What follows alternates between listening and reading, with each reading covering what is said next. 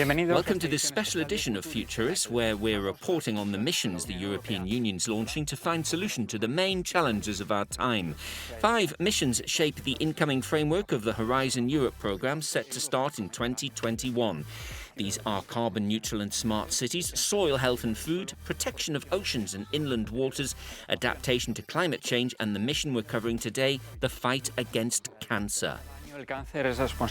Every year, cancer is responsible for around 1,400,000 deaths in the European Union. The cancer mission aims to prevent 3 million deaths in the next 10 years. How? From Rome, the chair of the board of Mission Cancer gives us a tangible example of the goals of this initiative. One of the most important efforts will be to guarantee that each European citizen has access to cancer screenings. Back in 2003, the Council of Europe adopted the guidelines for the use of screenings for the prevention of breast, colon and cervical cancers. But even today, not all European citizens have access to these services. There are still patients in certain countries who don't have access to preventative action and who die because of this lack of access. Thousands of citizens are in this situation.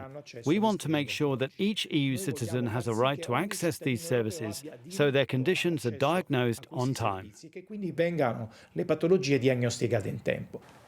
Let's now check on the importance of early diagnosis and tailor-made treatments in cancer patients.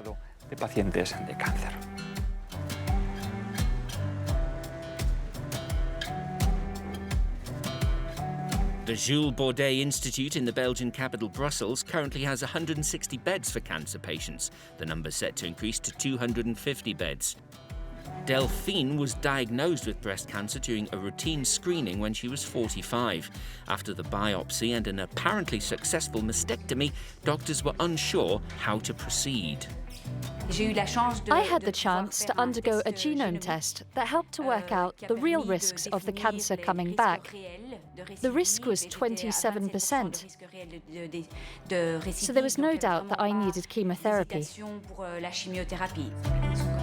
In Alina's case, her colon cancer was not properly treated in her home country, Ukraine. Once in Brussels, things definitely changed for the better. I like Belgium. My cancer was very aggressive. Chemotherapy was unsuccessful. So my doctors here suggested I take part in some experimental studies in a new field of cancer treatments, immunotherapy. For Martine Picard, the Institute's Director of Scientific Programs and a member also of the board of the Cancer Mission, these examples showcase the need for the mission to have clear priorities. One priority is to better understand cancer. If we still have so many deaths from cancer, it's because we don't yet fully understand the disease. A second priority is prevention. There are already several methods to detect cancer early, but they are not yet applied everywhere.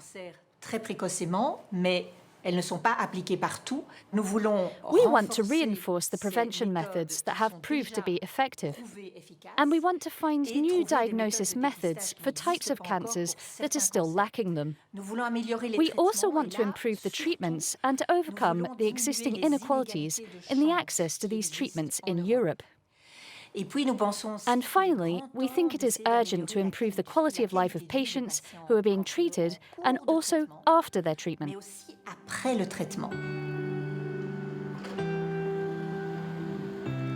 Understanding cancer better implies a deeper, comprehensive, multidisciplinary research effort. For decades, cancer, especially leukemia, has been closely studied at this institute in Paris. After all these years, challenges are still huge, says the Vice Chair of the Cancer Mission and long-term researcher. We need to understand how a cancer cell is born, how our immune systems allow it to remain in our bodies, how this cancer cell multiplies, how it can disappear, how it's able to come back some years later. And to understand these mechanisms behind the behavior of cancer cells, we of course need research. And this research effort requires a multidisciplinary approach. Mathematics, physics, chemistry, not only biology.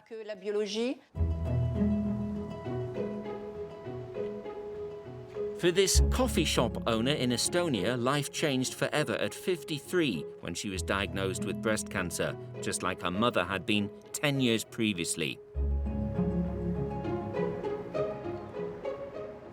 After the mastectomy operation, I needed some time to recover. I'm now going through chemotherapy. It takes up time to come to Tallinn for the treatment, since I don't live here in the capital. But otherwise, I think I've recovered well so far. Kaie is among the 200,000 volunteers contributing to the Estonian Biobank. Researchers here say genetics can predict some serious health conditions, including cardiovascular diseases or type 2 diabetes, but also different forms of cancer, like melanomas or prostate and lung cancer. The Estonian Biobank managing director is also a member of the board of the Cancer Mission. We take a blood sample, and from this blood sample we extract the DNA, which is a genomic material.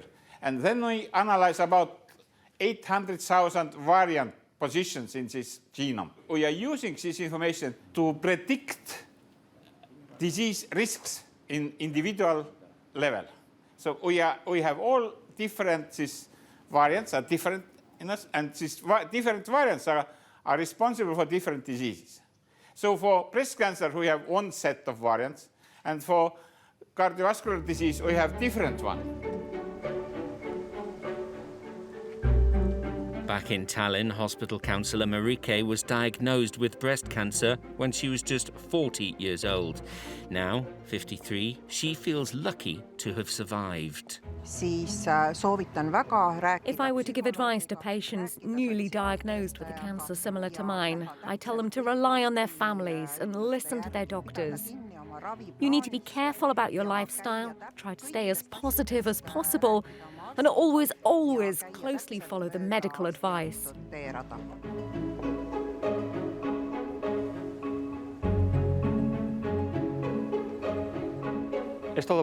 That's it for this edition. Thanks for watching. You can find more information about this and the other EU missions on our Futuris webpage and all our social media networks.